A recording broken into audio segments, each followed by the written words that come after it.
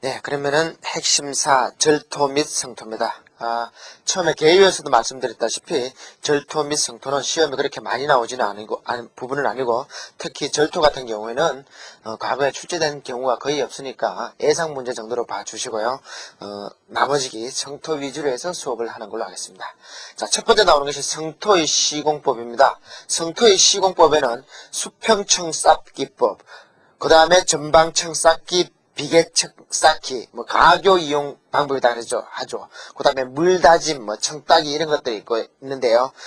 우선 요런 방법들이 있다는 것부터 한번 봐주시고, 자, 수평청 쌓기부터 하겠습니다. 이것은 말 그대로 흙쌓기를 할 때, 즉 성토를 할 때 수평으로 쌓는다는 거죠. 수평으로 쌓는 것인데요. 자, 개요를 한번 보시죠. 축체를 수평층으로 쌓아 올리는 다지는 공법이다. 자, 그림을 보시면 쉽게 이해하실 수 있을 겁니다. 이렇게 수평으로 쌓는 것인데요. 자, 요것의 종류에는 두 가지가 있습니다. 박층 쌓기와 후층 쌓기인데요. 자, 박층은 얇게 쌓는 거고 후층은 두껍게 쌓는 것입니다. 우선 그러면은 박층 쌓기부터 한번 보죠. 자, 이건 다짐 두께가 30 내지 60cm이고요. 적용은 흙댐이나 저수지 옹벽 등의 중요한 공사에 쓴다는 것이죠. 자, 이거에 대해서 한번 생각해보면요.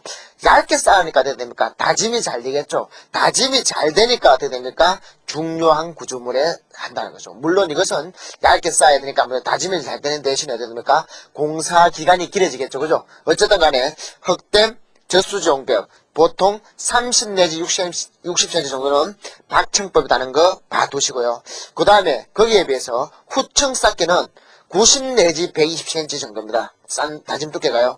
그리고 하천 제방이나 도로, 철도 등의 축제에 이용한다는 거. 자, 박층법 특히 시험 문제가 출제된 적이 있으니까 반드시 암기하시기 바랍니다.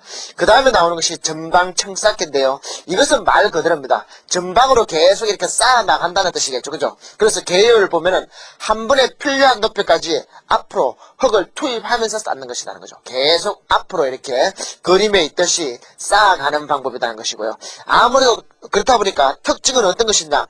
공사 중 압축이 적어 공사 완성 후에 치마가 크다. 즉 아무래도 어떻게 됩니까? 쌓는 두께가 두꺼우니까 어떻게 됐습니까? 치마에 걸리는 시간이 길어지겠죠. 그죠? 그러니까 이것은 공사비가 적게 되고 시공 속도는 빠르다. 시공 속도는 빠르다. 자, 치마가 크다. 공사 후에 치마가 크다는 거 쉽게 이해할 수 있고요. 적용은 일반적으로 도로, 철도 공사 등의 낮은 축제에 쓴다. 그러니까 낮게 쌓는데 쓴다는 거 요거 한번 읽어봐 주시기 바랍니다. 자, 그 다음에 나오는 것이요. 비계층 쌓기입니다. 비계층 쌓기는요. 조금 전에 했던 전방층 쌓기보다 아무래도 두께가 더 두껍겠죠. 그죠? 비계라는 것은 가교를 쌓는데 이렇게 가교를 쌓아서 거기서 흙을 투하하는 방법이기 때문에 아무래도 속도는 빠르겠죠. 자, 그래서 개요를 보시면요. 가교 이용 쌓기라고도 하는데 비계로 가교를 만들고 그 위에 레일을 깔고 가교 위에서 흙을 투하하는 것이다. 쉽게 읽어보시면 되고요. 적용은 높은 축제를 동시에 쌓아 올릴 때 쓴다. 이것은 조금 전에 했던 전방층 쌓기는 낮은 축제인데 이거는 높은 축제다. 그거 정도만 봐주시면 되고요. 물론 이것도 출제된 적은 없으니까 쉽게 이해하실 수 있을 겁니다. 자, 그 다음에 나오는 것이 물다짐 공법입니다. 자, 물다짐 공법은요, 시험에 나온 적이 있으니까 한번 눈여겨보셔야 되는데요. 이것은 쉽게 말해서 우리가 해안을 매립할 경우 어떻게 됩니까? 제방을 쌓아놓고 여기다가 물과 흙입자와 동시에 펌핑을 해서 물을 빼게 되면 어떻게 됩니까? 이것이 바로 매립이 되겠죠. 그죠? 이런 방법으로 주로 해안 매립 같은 데 많이 쓰는 방법인데 이것은 내용을 한번 읽어보시고 용어 정리 정도로 하시면 됩니다. 그렇다고 해서 물다짐 공법이 무엇이냐 이렇게 출제된 적은 없고요. 쭉 설명해놓고 이것이 무엇이냐 그러면 물다짐 공법이다 이 정도로 하면 되니까 쉽게 이해하실 수 있을 것입니다. 다시 한번 말씀드리면은 자, 물의 압력에 의해서 어떻게 됩니까? 물과 흙입자와 물을 동시에 펌핑을 해서 물을 배수시킴으로 인해서 매립하는 경우 주로 그런 경우에 많이 쓴다는 거 물다짐 공법이고요. 그 다음에 나오는 것은 청따기인데요. 자, 청따기는 쉽게 밑에 그림을 보시면 쉽게 이해하실 수 있습니다. 예를 들자면요. 이렇게 급한 성토를 하는 경우 자, 이런 식으로 성토를 했다가 칩시다. 그러면 어떻게 됩니까? 이 부분에서 슬라이딩 현상이 일어날 가능성이 많겠죠. 자, 아무래도 이 부분과 원래의 원지방과 성토했는 쪽에서 어떻게 됩니까? 전단 강도가 적으니까 사면한 붕괴가 일어난다는 거죠. 그러니까 미리 이 부분에다가 청따기를 해서 이런 식으로 청따기를 해서 어떻게 됩니까? 그러면 어떻게 돼요? 이 부분에 성토를 하게 되면은 아무래도 여기에 대한 마찰력이 전개되니까 됩니까? 부동치마나 슬라이딩 현상, 즉 사면 붕괴가 잘 일어나지 않는다. 이것은 쉽게 이해하실 수 있겠습니다. 청따기라는 용어 정도만 보놓으시면 되고요. 자, 그 다음에 있는 것이 무엇이냐 하면은, 자, 절토와 성토 경계부의 시공입니다. 자, 우선 그림에도 밑에 그림을 한번 보시면은 절토부와 성토부의 경계 부분이 어떤 문제가 생기냐면요. 자, 우리가 원래 집안이 이렇게 생겼다 치면은 우리가 토공에서 이 부분을 성토를 하고 이 부분을 이 부분에는 절토를 하고 절토가 되겠죠. 그죠? 절토를 하고 이 부분에 성토를 했다. 자, 우리가 토질 및 기초에서 했던 내용입니다. 자, 이렇게 되면 어떻습니까? 임의의 깊이에 있는 이 집안 A라는 지점과 요 점, B라는 지점과 요 C라는 지점을 한번 생각해 보죠. 자, 여기에는 자, 요 B점을 먼저 보면 어떻게 됩니까? 과거에 받았던 하중과 현재 받고 있는 하중이 똑같겠죠. 그죠? 그리고 이 부분은 A라는 부분은 어떻게 됩니까? 과거에는 하중을 하나도 안 받았는데 지금은 하중을 받으니까 안밀 진행 중인 상태가 되겠죠. 그죠? 그 대신 C 지점을 한번 보죠. 과거에는 이렇게 큰 하중을 받았는데 지금은 조그만 하중밖에 안 받으니까 됩니까? 과안밀 점토라는 거죠. 과안밀 점토. 과안밀 점토니까 어떻게 됩니까? 공학적으로 안정이다. 공학적 안정이다. 자, 공학적으로 안정이라는 거 우리가 토질 및 기초 1차 시험 공부할 때 했던 내용이고요. 물론 B점에는 정규 안밀 되겠죠. 정규 안밀 될 겁니다. 그러니까 이 지점이 안정이다. 안정이 어떻게 됩니까? 치마 같은 것이 잘 이루어지지 않겠죠. 그죠? 파괴도 있고 특히 지질력에 대한 저항력도 크겠죠. 그죠? 그거를 생각하시고 한번 보자. 이 부분은 절토고 이 부분이면 성토인데 이 경계부에 어떤 시공을 해야 되느냐 한번 보자. 자, 첫 번째가 포장의 파손이나 단차의 원인. 자, 단차라는 것은 물론 높이차입니다. 높이차. 아무래도 치마가 많이 생기는 부분이 있고 적게 생기는 부분이 있으면 어떻게 됩니까? 높이차가 발생하겠죠. 그죠? 그걸 단차라고 생각하시면 되고요. 자, 우선 원인부터 한번 보죠. 절토와 성토부의 지지력 차이. 제가 조금 전에 이야기했죠. 그죠? 이 부분은 가밀 점토니까 지지력이 크고 이 부분은 어떻게 됩니까? 지지력이 약하다. 이렇게 되겠죠. 그죠? 그 다음에 용수나 침투수에 의한 성토부의 연약화. 자, 아무래도 됩니까? 이 부분에 용수가 발생되면 어떻게 됩니까? 연약한 부분으로 어떻게 됩니까? 물이 용수가 생길 거니까 어떻게 돼요? 이 부분이 연약화가 된다. 그 다음에 경계부의 다짐이 불충분하다는 거죠. 자, 이 부분에 롤러를 다지면은 아무래도 다짐이 불량하게 된다. 불량하게 된다는 거죠. 그 원인이 있고요. 그 다음에 원지방과 성토부의 접촉 불량에 의한 활동, 슬라이딩 현상, 사면 붕괴가 일어난다는 거죠. 이 부분이 아무래도 원지방과 어떻게 됩니까? 이 성토했는 거와 어떻게 됩니까? 지지력이 접착이 적게 되니까 아무래도 슬라이딩 현상, 전단 강도가 작기 때문에 슬라이딩 현상이 일어난다는 거. 자, 요 원인 네 가지는 조금 외워놓으시고요. 쉽게 이해하실 수 있고요. 자, 거기에 따른 대책을 한번 보죠. 첫 번째가 절성토 경계부에 완화 구간을 설치한다. 자, 이 부분에 완화 구간을 설치한다. 이번에. 자, 완화 구간을 설치하는데, 자, 완화 구간은 뭐 1대4 정도의 완화 구간인데 이거는 뭐 크게 의미가 없고요. 완화 구간을 설치한다는 거 한번 봐두시고요. 그 다음에 두 번째, 절토와 성토의 경계분에 이 부분에 맹암거를 설치한다. 맹암거. 자, 맹암거. 자, 이건 뚜껑이 없는 암거죠. 그죠? 맹암거를 설치한다. 그 다음에 우리가 조금 전에 했던 청따기. 자, 이 부분은 어떻게 됩니까? 청따기를 한다. 자, 청따기를 한다. 청따기를 하면 아무래도 어떻습니까? 슬라이딩 현상에 대한 저항성을 증가시키겠죠. 그 다음에 다짐을 철저한다. 자, 쉽게 이해하실 수 있습니다. 앞의 원인과 거기에 따른 대책, 특히 대책은 반드시 암기하고 계셔야 될 것입니다. 밑에 그림과 연관시켜서 한번 암기하시기 바라고요. 자, 그 다음에 세 번째, 도로 구조물과 토공 사이의 부동침입니다. 자, 이렇게 생각하시면 되죠. 자, 이 경우는 어떻게 생각하냐면요. 자, 우리가 길이 이렇게 가다가 이 부분에 자, 어떤 암거가 있던지 자, 그렇지 않은 경우는 이 부분에 교량이 있다고 생각합시다. 땅이 이렇게 있고요. 이렇게 있으면은 자, 이게 교대를 만들어서 이렇게 교대가 있고 여기도 교대가 있다 칩시다. 교대가 이렇게 칩시다. 물론 요거는 교대다 칩시다. 그리고 교량이 이렇게 있으면은 자, 교량이 이렇게 칩니다. 교량을 생각하지 않더라도 아무래도 토목 구조물 같은 거 생각하시면 되죠. 그죠? 자, 이렇게 생각하면은, 자, 이것은 쉽게 말해서 이 부분은 흙이고, 자, 흙으로 이루어졌고, 이 부분은 어떻게 됩니까? 콘크리트 구조물이라는 거죠. 콘크리트 구조물. 아무래도 쉽게 생각해서 이 흙보다는 어떻게 됐습니까? 콘크리트 구조물이 어떻게 됩니까? 지지력이 크겠죠. 그죠? 그 다음에 이거는 흙은 어느 정도 압축성이 있기 때문에 어떻게 됩니까? 치마가 생기고, 여기는 치마가 안 생길 거다는 거죠. 그러니까 여기는 치마가 생기고 여기는 안 생기게 됩니까? 상대 치마가 생긴다는 거죠. 그 다음에 말씀드리면 또 높이 차가 여기는 치마가 생기니까 그 집안이 이렇게 내려갈 수가 있다는 거죠. 이렇게 내려갈 수가 있다는 거죠. 요것을 우리가 보통 단차라고 합니다. 단차는 쉽게 말해서요. 높이 차라고 생각하시면 되고요. 자, 그러면 어떻게 됩니까? 차량이 가다가 어떻게 됩니까? 여기는 치마가 생겼고, 여기 치마가 생기니까 차가 부딪히니까 소음과 진동이 커지겠죠. 그죠? 소음과 진동이 커지다 보면 어떻게 됩니까? 이 부분에 파괴가 많이 일어나니까 어떻게 됩니까? 주행성도 나빠지고, 트래피커빌리티까지 나빠진다는 그 개념이죠. 그런 걸 생각하면서 한번 자, 보도록 하겠습니다. 자, 개요 한번 보죠. 교대 암거 등의 구조물과 성토 접속 부위 부동치마나 단차가 발생한다. 그래서 포장의 파손과 포장의 팽탄성이 손상된다. 제가 조금 전에 했던 이야기죠. 그죠? 단차는 다시 말씀드리면 높이 차다. 그렇게 생각하시면 되고요.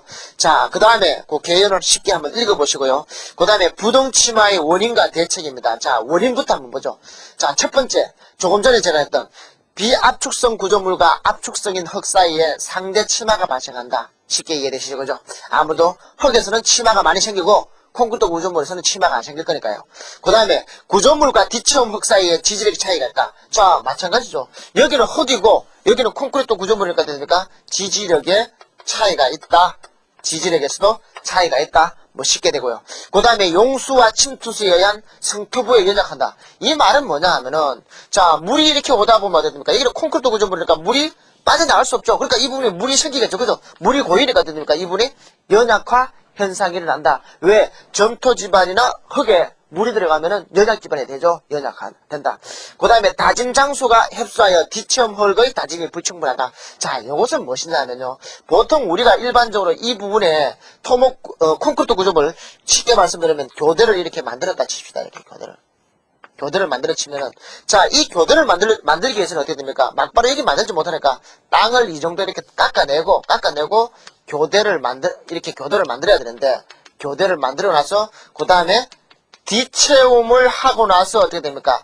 여기에 흙을 다져야 되는데 일반적으로 어떻게 됩니까? 잘 다지려면 어떻게 됩니까? 이 구간을 넓게 잡아서 해야 되겠죠. 그래야지 어떻게 됩니까? 넓게 잡아야지 여기서 대형 다짐 기계가 들어갈 수 있다는 거죠. 이 경우를 잡으면 못 들어가니까. 그리고 다짐 두께도 얇게 해야 되고. 근데 그렇게 되지 않아가지고 뒤체험의 다짐이 불충분하다 할 수가 있다는 개념이죠. 물론 이렇게 많이 파면 좋은데 이러면 어떻게 됩니까? 아무래도 공사비가 많이 들어갈 거니까요. 자, 그거 보고요. 그 다음에 청사기 기초지반이 경사져 있는 경우 부동치마가 생긴다. 쉽게 한번 보십시다. 자, 이렇게 있으면 어떻게 됩니까? 이렇게 있으면은 여기 이 부분의 흙은 어떻게 됩니까? 정규 암밀점토든지 과암밀점토기 때문에 치마가 적게 생길 건데 여기는 흙을 성토로 새로 했을 때 어떻게 됩니까? 이거는 암밀 진행 상태가 되니까 어떻게 되면 아무리 치마가 많이 생기겠죠. 치마가 많이 생기니까 이쪽에서는 치마가 많이 생기고 이쪽은 적게 생기니까 어떻게 됩니까? 이러한 부동치마가 생긴다는 거죠. 부동치마가 생긴다는 거 쉽게 이해하시고요. 자, 요 원인 정도는 다 주셔야 됩니다. 자, 그러면 거기에 대한 대책인데요. 대책은 과거에 뭐 시험 문제 나왔을 때 보통 두 가지 정도 쓰라고 나왔는데 교재에는 여러 가지 있으니까 한번 보아 두시려 하고요. 자, 첫 번째, 연약지반 처리 후 시공한다. 연약지반 계량공법에서 써야 된다. 그 다음에 디체움의 다짐을 충분히 한다. 즉, 대형 장비를 넣든지, 그 다음에 소형 장비를 넣은 경우는 어떻게 됩니까? 다짐청의 두께를 얇게 해야 되겠죠. 그죠? 그 다음에 구조물과 디체움 흑사 접속부에 어프로치 슬랩은 닫개판이라는데, 자, 닫개판을 설치한다. 이것은 뭐냐면요. 자, 요 부분을 한번 보죠. 자, 요 부분을 보면요. 자, 교대가 만약에 해서 이런 식으로 있다 그러면은, 자, 이 부분이 약하니까 어떻게 됩니까? 요렇게 슬래브를 설치한다는 거죠. 슬래브를 설치하면 어떻게 됩니까? 이래 놓고 어떻게 해요? 여기 닫개판이다. 닫개판. 어프레치 슬래브를 하죠. 그죠? 어프레치 슬래브를 하면 됩니까? 이 부분에 흙이 조금 약하더라도 어떻게 됩니까? 요 슬래브가 받쳐주니까 어떻게 됩니까? 지지력이 충분히 증가되겠죠. 그죠? 요게 닫개판입니다. 닫개판. 우리 학습 포인트에 그림이 있는데요. 그것을 보고 다시 한번 이해하시면 되겠습니다. 그러니까 어프로치 슬래브. 자, 설치한다고요. 그 다음에 포장체의 강성을 증가시킨다. 즉, 여기 콘크리트 포장인데 이 부분의 강성을 증가시킨다. 아스팔트 포장을 안 하고 뭐 콘크리트 포장을 한다 이러면 아무래도 어떻게 됩니까? 여기에 지지력이 증가되겠죠. 그죠? 강성을 증가시킨다는 말. 그런 뜻이니까. 지난번에 우리 여러분들 토질력 기초에서 어느 정도 나왔던 이야기들이니까 아무래도 아스팔트 포장보다 콘크리트 포장이 셀 거니까 그것들은 쉽게 이해할 수 있고요. 다시 한번 말씀드리지만은 이 부분은 반드시 암기하고 계셔야 될 것입니다. 그 다음에 디체움 흙인데요. 자, 그러면 디체움 흙은 어떤 흙이냐? 이것은 우리가 생각하면 되죠. 자, 어떻게 돼요? 다짐이 양호한 흙. 어떤 얘기였습니까? 일반적으로 조립토죠, 조립토. 조립토라는 생각을 가지고 한번 보죠. 구비조건. 다짐이 양호한 재료. 자, 우리 다짐에서 했죠, 그죠? 조립토일수록 다짐 효과가 좋다. 간마디 값이 크다. 그죠? 됐죠? 그 다음에 투수이 크다. 조립토니까 어떻습니까? 투수 계속 K가 크겠죠.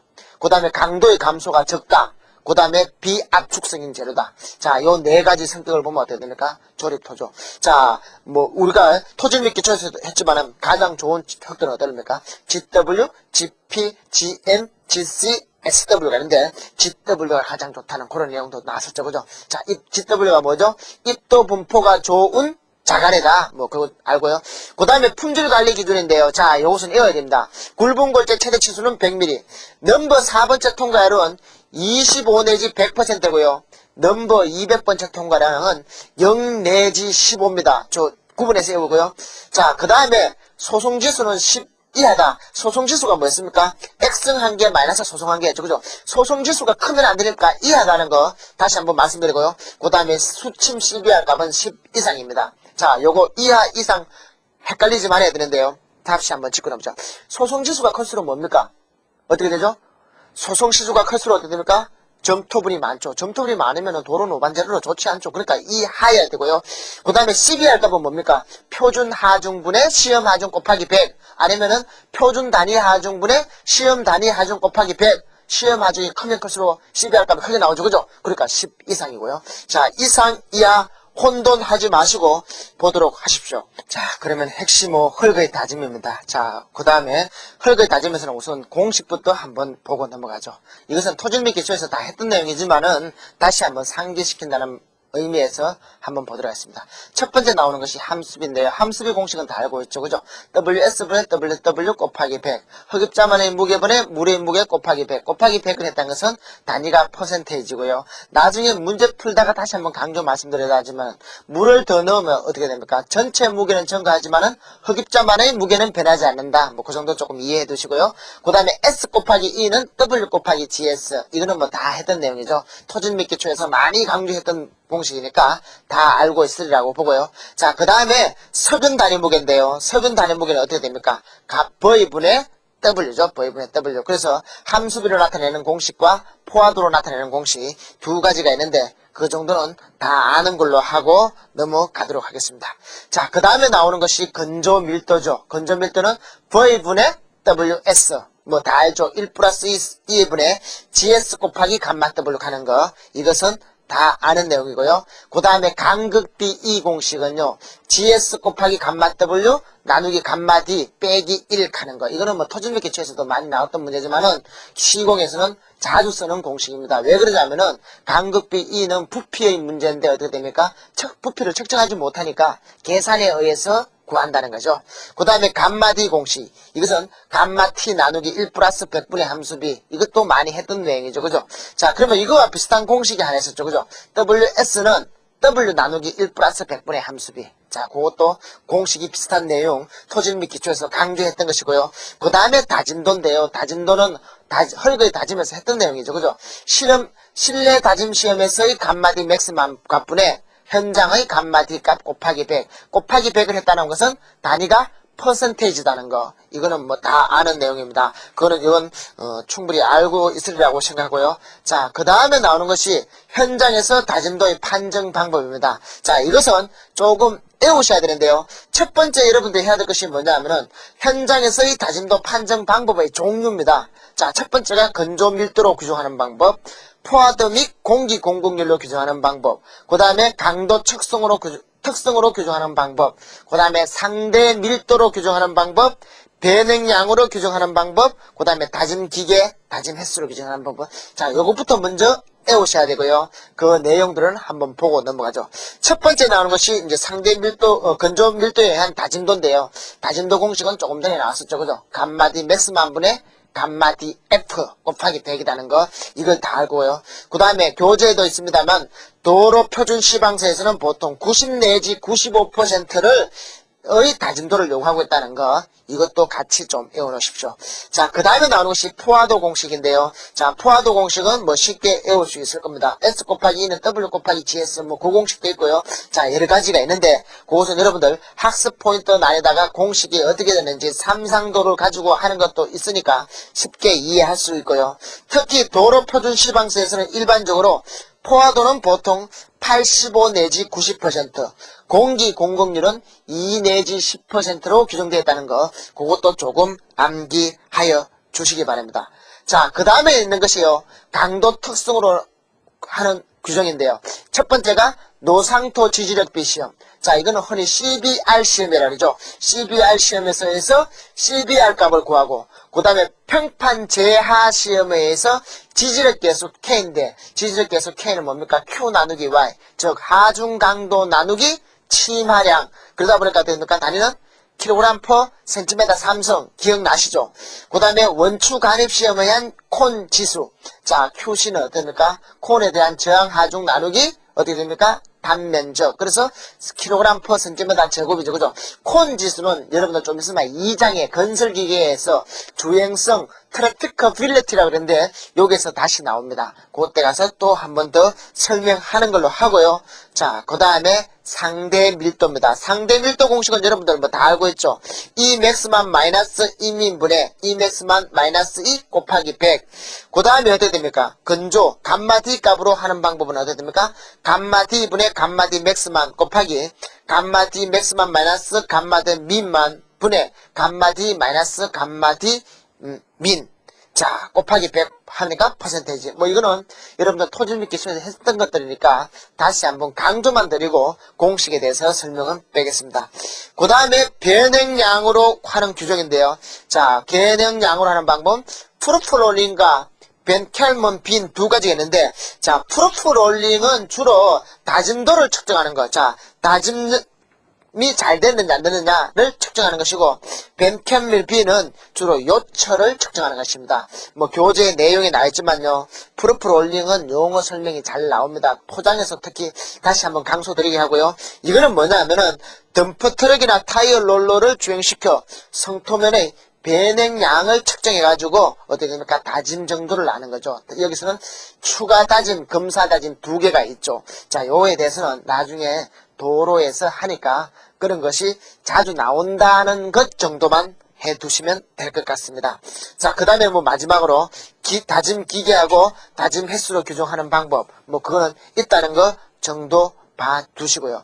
자, 그 다음에 나오는 것이 현장 다짐의 건조 단위 중량 결정인데요. 자, 요것은 이겁니다. 자, 우리가 감마 D 값을 측정할 때는 감마 D는 뭡니까? 부피 V분의 무게 WS인데, 자, 이것은 왜 자꾸 문제가 되냐면은, 우리가 현장에서 감마, D값을 측정할 때는 어떻게 됩니까? 여기는 땅을 파내는데, 땅을 파내서 시로펜에도 담으면은 이것이 무게 W가 될 겁니다. 그래서 어떻게 됩니까? 이것을 노건조에 넣고 건조를 하든지, 안 그러면 어떻게 됩니까? 함수비 W를 측정하면 어떻게 돼요? WS를 구할 수 있죠. WS는 어떻게 됩니까? W 나누기 1 플러스 100분의 함수비라는 공식에 있어서 할 수도 있고, 그러니까 별 문제가 안 되는데, 문제는 뭐냐면 이 부피라는 거죠. 부피 V. 부피 V를 어떻게 체크할 것이냐. 무게는 저울로 달면 되는데, 그러니까 부피 V를 측정하는 방법에 따라서 시험 방법의 종류가 달라진다는 거죠. 가장 간단한 방법은 여기다가 랩을 딱 씌워가지고 어떻게 됩니까? 물을 쫙 부어보면 되죠. 그죠? 물은 무게하고 부피하고 똑같으니까. 그 방법이 되는 거죠. 고무막법은 마찬가지로 여기에서 고무막을 씌워가지고 여기다가 물을 집어넣는 거죠. 그러니까 기계가 있습니다. 기계에서 물이 내려오면서 고무막이 자동적으로 이렇게 쫙 내려버리죠. 그 다음에 모래취함법은 여기다가 모래를 넣어보는 겁니다. 모래를 넣어보는 게 모래취함법 일명 덜밀도 시험이죠. 그건 뭐 토질미끼 취해서 많이 나왔던 문제고요. 그 다음에 절삭법은 요 흙을 잘라낸다는 거죠. 파내는 것이 아니라, 자, 이렇다면, 자, 지표면이 이렇게 따면 이 흙을 어떻게 됩니까? 이런 식으로 요만큼 우리가 잘라낸다면은 땅을 이런 식으로 어떻게 됩니까? 파내고, 자, 이렇게 파냈다 칩니다. 이렇게 땅을 이만큼 파냈다 칩니다. 이 부분을 땅을 파내고 나서 어떻게 됩니까? 파내고 나서 이걸 딱 잘라가지고 요거의 부피를 재면 되겠죠. 그죠? 가로 세로 높이를 재가지고 부피를 재는 방법. 여기 절삭법이고요. 마지막에 있는 방사선 밀도 측정기는 시험 기계인데, 단위 채직당 표화된 흙의 중량과 단위 채직당 수분의 함량을 측정해가지고 두 값의 차이로 건조 단위 중량을 하는 방법인데, 뭐 그런 내용. 자, 우선 네 가지 방법 알아야 되고요. 방사선 밀도 측정기는 용어 성리 정도로 시험에 나온 적이 있으니까 그 정도는 외워 놓으시기 바랍니다. 그러면 거기와 관련된 문제 하나 풀어보도록 하죠.